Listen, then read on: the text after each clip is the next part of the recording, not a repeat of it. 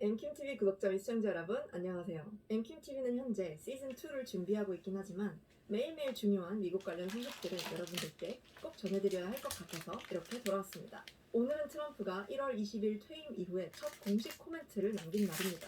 관련하여 에포크타임스의 기사를 먼저 살펴보겠습니다. 제목 Trump makes first public comments since leaving office. 트럼프 백악관을 떠난 뒤 첫 공식 코멘트를 남기다 라는 제목의 기사입니다. 해당 기사는 에포크타임스에서 워싱턴 익자미너라는 보수 매체에서 가져온 트럼프 코멘트 관련 내용을 언급한 부분입니다. 트럼프는 백악관을 떠난 뒤 금요일 처음으로 공식 코멘트를 남겼으며 어떠한 형태로 돌아올 것이라고 다시 한번 말했다. 하지만 그는 자세한 것은 밝히지 않았다. 트럼프는 기자에게 We'll do something but not just yet. 우리는 무언가 할 것이지만 지금 당장 아직은 아니다 라고 말했다. 트럼프는 플로리다의 웨스트팜비치에 있는 트럼프 인터내셔널 골프 클럽에서 식사를 하며 기자와 인터뷰를 한 것으로 전해졌다.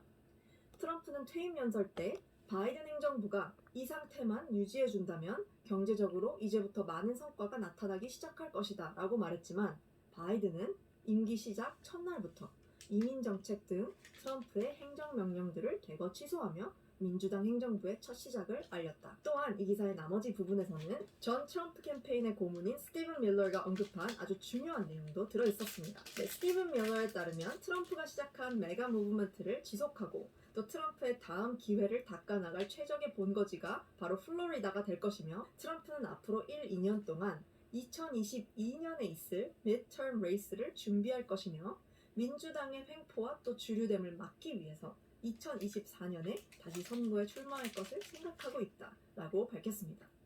그렇기 때문에 가장 긴장을 타고 있는 그룹은 아무래도 현재 정권을 잡은 민주당 그룹입니다. 어떻게든 그들은 트럼프의 재계를 막기 위해 대통령이 이미 퇴임을 한 이 상태에서도 탄핵 소송을 지속하려 하고 있습니다.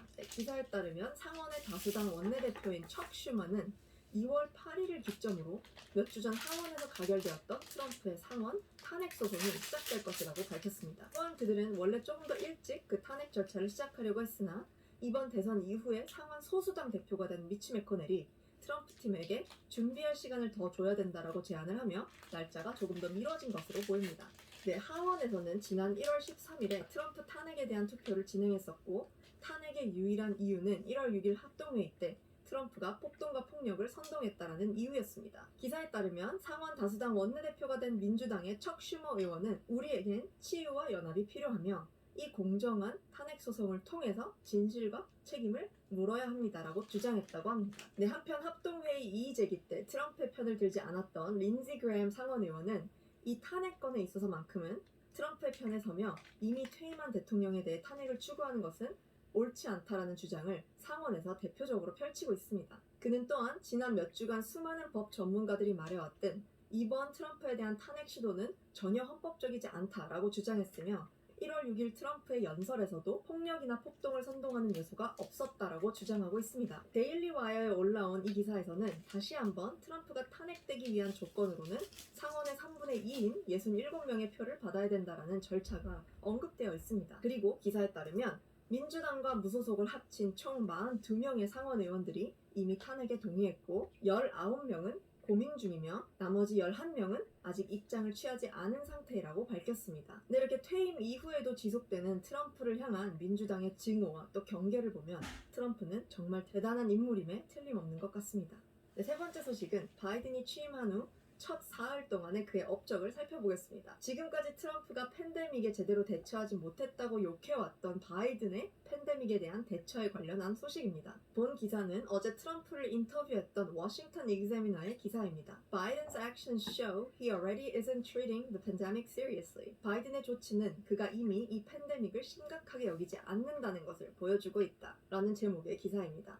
바이든의 보건복지부 장관 지명이 그가 이 팬데믹을 심각히 여기지 않고 있다는 증거 중 하나이다. 그는 보건복지부 장관으로 헬스케어나 메디컬 경험이 현저히 부족한 캘리포니아의 검찰총장인 세이비어 베세라를 지명했다. 세이비어는 낙태를 지지하는 사람이며 종교의 자유를 지지하는 사람들을 적대시하는 사람이기도 하다. 또한 보건부 차관보를 맡게 된 레이첼 레빈은 펜실베니아주의 보건부 장관을 역임한 적이 있었으며 그러나 그녀 또한 펜실베니아주의 요양원에서 양성 판정이 나온 확진자를 받아들이도록 강요한 사람으로 알려져 있다. 그로 인해 펜실베니아 요양원은 미국에서 가장 큰 피해를 입은 곳 중 하나이기도 하다. 그리고 레비는 트랜스젠더로 민주당이 주장하고 있는 다양성에 대한 자격 요건을 더하고 있다. 결국 바이든이 보건부의 두 리더로 임명한 사람 중 한 사람은 보건과는 전혀 관련이 없는 사람이며 나머지 한 사람은 국가에서 가장 보건 관리를 못했던 주의 리더 출신이라는 점에서 이 기사의 제목이 웬만큼 동의가 되는 것 같습니다. 또한 이 기사에서는 바이든이 전 세계의 바이러스에 대해서 거짓말을 했던 중국 공산당에 선전기관 역할을 했던 WHO에 다시 가입하겠다는 그 약속을 이행하고 있다라고 밝혔습니다. 이 뜻은 미국의 납세자들의 달러가 다시금 세계보건기구에 유입될 것임을 뜻합니다. 이 외에도 바이든은 트럼프가 지정했던 행정명령들을 하나씩 취소하는 움직임을 보이며 그의 첫 임기의 시작을 끊었습니다.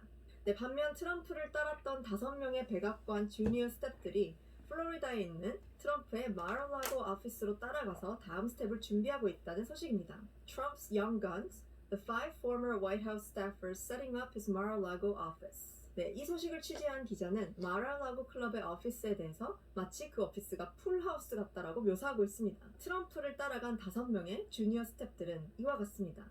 첫 번째로 커뮤니케이션 담당을 맡게 된 백악관 대변인 어시스턴트 출신인 마르고 마틴을 포함해서 나머지는 트럼프의 바디가드이자 비서였던 닉 루나, 그리고 백악관 어드밴스 팀의 팀장이었던 윌 러셀, 그리고 오벌 오피스의 코오디네이터였던 말리 마이클, 전 보좌관인 마크 메르우스의 보좌관이었던 캐시디 허친슨, 총 5명입니다. 이렇게 트럼프와 동행한 5명의 주니어 스텝 중에 2명은 25세 이하이며 비교적 젊은 층을 나타내고 있습니다. 트럼프는 백악관을 떠난 그날 그가 주말을 주로 보내던 플로리다로 돌아가서 휴식을 취하며 라운딩을 했고, 동시에 그의 팀은 제대로 된 오피스를 세팅하는 데 집중하고 있다고 합니다. 트럼프가 떠난 후 약 사흘이 지났습니다. 오늘의 영상에 대한 여러분들의 생각을 자유롭게 댓글로 소통해 주시면 감사하겠습니다. 앞으로 바이든 행정부에서는 그리고 민주당에서는 어떤 일을 진행하게 될지, 그리고 트럼프는 과연 어떤 모습과 형태로 다시 재기하게 될지 다시금 기대가 되는 주말입니다. MKTV 34%에서는 시즌2로 개편이 되는 그 과정에서도 지속적으로 여러분들께 미국과 해외의 정치 그리고 소식에 대한 뉴스들을 전해드리도록 하겠습니다. 많은 시청까지 꼭 부탁드리겠습니다. 감사합니다.